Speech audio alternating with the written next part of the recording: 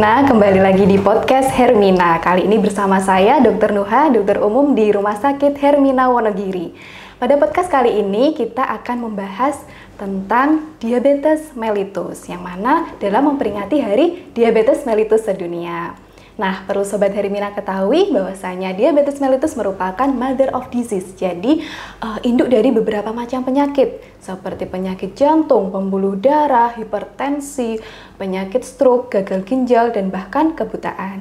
Nah, Sobat Hermina semuanya yang di situ didiagnosis penyakit diabetes mellitus, apa sih yang harus dilakukan? Nah, untuk menjawab pertanyaan-pertanyaan dari Sobat Hermina semuanya, sekaligus menjawab keraguan dari rumor yang beredar di masyarakat tentang diabetes mellitus ini, kita akan menghadirkan narasumber yang ahli di bidangnya, Dr. Bayu Abiyoga, spesialis penyakit dalam. Selamat siang, dokter. Selamat siang, dok.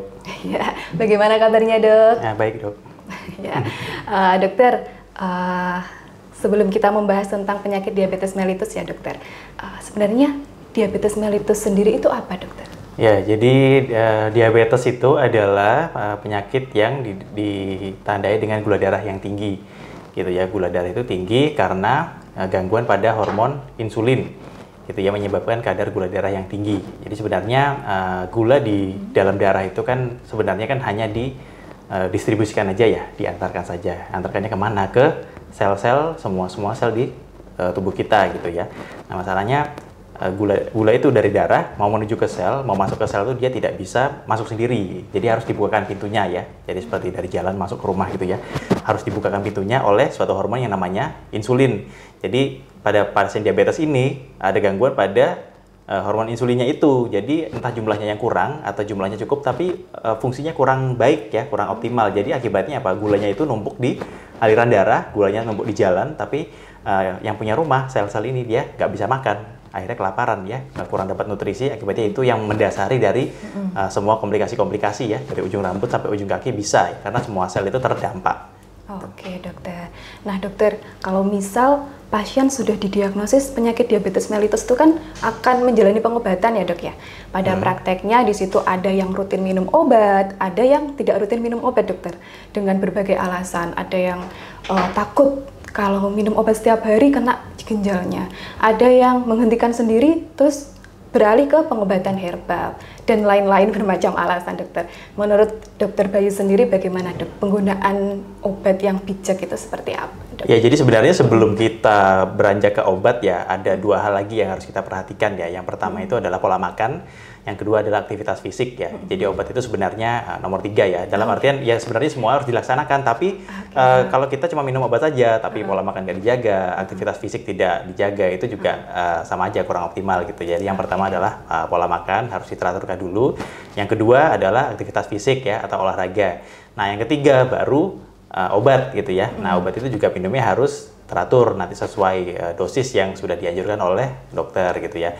Minumnya sampai kapan? Ya nanti seterusnya rutin ya, obatnya harus diminum rutin. Kenapa? Kalau enggak ya nanti gulanya akan tidak terkendali lagi karena pada dasarnya badan penderita diabetes itu badannya sudah tidak bisa meregulasi gula darah sendiri, jadi perlu bantuan gitu ya. Jadi pilar penanganan gula darah itu yaitu tadi makanan, aktivitas fisik sama obat gitu ya. Jangan khawatir ginjalnya rusak ya. Justru kalau nggak minum obat, gulanya tidak terkontrol tinggi terus, ya akibatnya apa? Tadi yang seperti saya ceritakan tadi, sel-selnya yang di ginjal itu lebih cepat rusak lagi karena dia tidak dapat nutrisi, tidak dapat makanan dari gula itu, akibatnya cepat rusak. Jadi sebenarnya kita minum obat itu justru untuk melindungi ginjal kita dari komplikasi akibat gula darahnya. Jadi yang merusak ginjal itu bukan obatnya tapi gulanya gitu, gulanya yang tinggi gitu. Jadi jangan takut ya, dok ya, tetap harus minum obat secara rutin, malah justru itu akan menyelamatkan ginjalnya. Ya, dengan catatan ginjalnya masih sehat ya. Kalau misalnya ginjal sudah terlanjur rusak karena komplikasi diabetes, nah itu nanti baru kita pikir lebih lanjut lagi. Ada lagi gitu. Tadi kan dokter Bayu menyinggung tentang pola makan ya, dok ya. Nah, di luar sana kan ada yang catering khusus diabetes, kemudian ada gula khusus diabetes. Sebenarnya pola makan yang baik untuk pasien dengan diabetes itu seperti apa, Dok? Apakah beda antara orang biasa dengan orang yang menderita penyakit diabetes? Jadi sebenarnya gini, kalau sebelum kita bilang pola makan itu kita harus menghitung dulu sebenarnya jumlah kalorinya itu berapa. Kebutuhan kalori itu kita harus tahu dulu. Kebutuhan kalori itu berapa? Yaitu ada hitungannya ya, 25 sampai 30 kilokalori per kilogram berat badan ideal. Berat badan idealnya itu berapa ya? Bisa dihitung dari 90% kali tinggi badan dikurangi 100 gitu ya. Anggapannya tinggi badan kita 160, maka berat badan idealnya adalah 90% kali 60 yaitu 54 kg. Nah, itu baru kita kali 25 sampai 30. Nah, setelah ketemu angka itu baru nanti kita bagi, kita pencar gitu ya. Jadi sebenarnya pola makan itu lebih ke keteraturan ya. Nah, setelah ketemu angka itu baru kita pencar, kita bagi rata ya. Anggapannya makan pagi 30%, makan siang 25, makan malam 25 gitu ya. Sisanya berapa itu? 20%, nanti kita bagi lagi menjadi snack atau cemilan gitu ya. Jadi sebenarnya makan pada diabetes itu lebih baik, frekuensinya lebih sering, porsinya lebih sedikit, tapi frekuensinya lebih sering. Bukannya bukan mengurangi frekuensi makan ya, mungkin ada yang nggak makan siang ya, terus makan malamnya lebih banyak karena lebih lapar. Itu justru tidak ideal, tidak efektif untuk mengendalikan gula darah. Jadi mengendalikan gula darah itu dengan makan sedikit-sedikit tapi sering ya. Jadi kan dibagi menjadi itu tadi 3 makan besar sama 3 makan ringan atau snack atau cemilan. Seperti itu, nanti seperti itu pembagiannya. Jadi tidak perlu takut untuk makan juga ya, Dok ya? Ya, jadi bukan mengurangi makan fungsinya, tapi menyebar itu tadi, distribusinya biar merata sesuai kebutuhan kalori kita tadi. Oke, Dok. Nah, untuk terkait komplikasi dari penyakit diabetes itu kan tadi banyak ya, Dok ya, dari atas kepala sampai kaki gitu, Dok. Nah, yang sering dijumpai itu kan ada ulkus pada kaki gitu, Dok. Nah, untuk mencegah pasien-pasien diabetes agar tidak sampai terjadi luka atau ulkus pada kakinya itu bagaimana, Dok, merawat kakinya, Dok? Oke, jadi untuk yang pertama gulanya harus dijaga dulu gitu ya, karena pada dasarnya komplikasi itu kan karena gula darahnya yang tinggi. Nah, orang yang sudah terkena diabetes ya itu juga harus menjaga ya kakinya biar jangan sampai terjadi luka. Walaupun dia nggak luka pun, misalnya nggak kena batu atau nggak lecet nggak apa gitu ya, dia bisa muncul ya bengkak mungkin gara-gara gula darahnya tinggi ya, memang kakinya menjadi bengkak iritasi dan muncul luka tiba-tiba. Nah, itu harus dijaga ya, jangan sampai kalau bisa kenakan alas kaki ya. Alas kaki juga, nah, terutama kalau kita keluar rumah ya kita pakai alas kaki.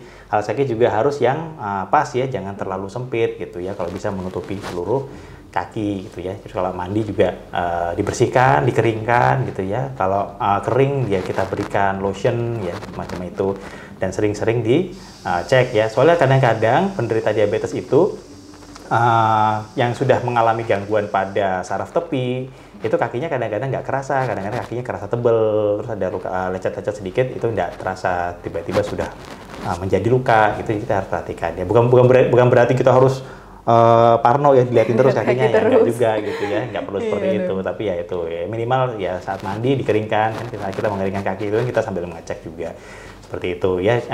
Dengan gula darah yang terjaga ya, kalau nanti komplikasi-komplikasi terutama pada kaki itu ya tidak akan muncul, kira-kira seperti itu. Baik, Dok. Nah, terkait ini, Dok, pasien-pasien dengan diabetes mellitus itu kapan sih, Dok, menjadi suatu kegawatan yang harus dibawa ke IGD gitu, Dok? Oke, jadi kegawatan ya, jadi komplikasi diabetes itu kan ada komplikasi akut, ada komplikasi kronis ya. Komplikasi akut itu yang benar-benar mengharuskan kita harus ke UGD. Ya, komplikasi kronis ya contohnya ya luka pada kaki. Ya, itu juga sebenarnya harus dibawa ke dokter gitu ya. Kecuali kalau misalnya lukanya sudah infeksi berat, itu harus ke UGD, harus dibersihkan lukanya gitu ya oleh dokter bedah. Nah, di sini yang mengharuskan kita ke IGD karena komplikasi akut itu ada 2, yaitu terkait gula darah yang rendah sama terkait gula darah yang sangat tinggi. Kalau gula darah yang rendah itu kan istilahnya hipoglikemi. Kenapa gula darah bisa rendah pada pasien diabetes? Biasanya karena habis minum obat atau habis suntik insulin, terus beliaunya lupa makan. Entah karena memang makannya lagi sedikit, perutnya lagi nggak enak, atau lupa ya habis makan nonton TV dulu, atau tidur dulu, ketiduran gitu ya. Jadi gula darah rendah itu sebenarnya berbahaya sekali, lebih berbahaya daripada gula darah tinggi. Makanya gula darah itu nggak boleh sampai ngedrop ya istilahnya ya. Kalau bisa jangan di bawah 70 atau di bawah 80 gitu. Jadi harus dijaga terus ya. Jangan minum obat, biasanya ya itu ada pasien beberapa ya mau kontrol minum obat tapi nggak makan gitu ya, dengan harapan gula darahnya gulanya turun ya, gitu ya. Tapi itu berbahaya ya, bisa berbahaya. Itu bisa bablas nanti turunnya, itu yang berbahaya ya. Obatnya apa kalau sudah gula darah turun? Ya gula, kita berikan gula gitu ya. Larutan gula kalau bisa minum ya minum. Kalau sudah terlanjur tidak sadar ya nanti dibawa ke UGD, nanti kita berikan infus larutan gula, biasanya nanti akan bangun kembali gitu ya. Tapi kalau bisa ya nanti jangan sampai terulang lagi. Seperti itu ya. Gimana caranya biar nggak terulang lagi? Yaitu tadi makan teratur, minum obat teratur sesuai dosisnya. Kalau sudah kita ketemu dosis yang tepat ya dipertahankan. Seperti itu. Nah, yang kedua, ada kondisi di mana gula darah tinggi sekali sampai mengakibatkan suatu kondisi namanya krisis hiperglikemi. Krisis hiperglikemi itu berbeda dengan gula darah tinggi biasa ya. Ada orang yang gula darahnya 500, 600 tapi tenang-tenang saja. Apakah itu krisis? Bukan gitu ya.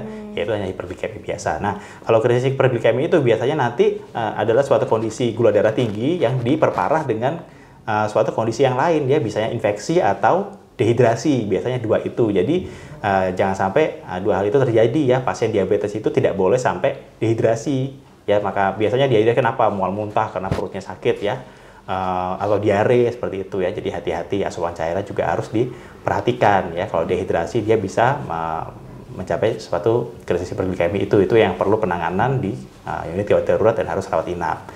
Kira-kira seperti itu. Oke dokter, terima kasih banyak ya dok ya atas jawaban dari pertanyaan-pertanyaan, sharing-sharing kita pada podcast kali ini. Dokter, mungkin sebelum kita menutup podcast kita pada kali ini, dokter ada closing statement atau pesan buat Sobat Hermina semuanya yang di rumah, dokter? Ya, buat Sobat Hermina yang baru saja didiagnosis diabetes ya, jangan berkecil hati ya, jangan down. Jangan stres, jangan apa ya, bisa dikendalikan ya, penyakit ini bisa dikendalikan, bukan disembuhkan ya, tapi dikendalikan ya. Kalau pertanyaannya, dok apakah bisa sembuh gula darahnya habis minum obat terus gula darahnya normal lagi terus kita berhenti, itu jawabannya tidak bisa. Tapi kalau pertanyaannya apakah kita bisa hidup sehat dan merasa sehat seperti orang yang tidak sakit diabetes dengan makan teratur, olahraga teratur, dan minum obat teratur, jawabannya bisa gitu ya. Jadi nggak usah khawatir, nggak usah takut, nggak usah berkecil hati ya. Diabetes itu bisa kita kendalikan ya, untuk biar tidak terjadi komplikasi. Oke dokter, nah Sobat Hermina semuanya yang di rumah, yang di situ masih ada pertanyaan atau masih ada keluhan-keluhan atau ingin kontrol langsung, periksa langsung ke dokter Bayu Abiyuga spesialis penyakit dalam, bisa ke Rumah Sakit Hermina Wonogiri. Beliau praktek setiap hari Senin sampai Sabtu, hari Senin sampai Kamis beliau praktek jam 8 sampai jam 3 sore, kemudian hari Jumat dan Sabtu beliau praktek jam 8 sampai jam 2 sore. Kemudian untuk hari Minggu kedua dan keempat beliau praktek pukul 11 dan juga sampai pukul 1, seperti itu. Betul ya dok? Ya. Ya. Itu tadi podcast kita pada pagi hari ini. Sampai jumpa di podcast selanjutnya.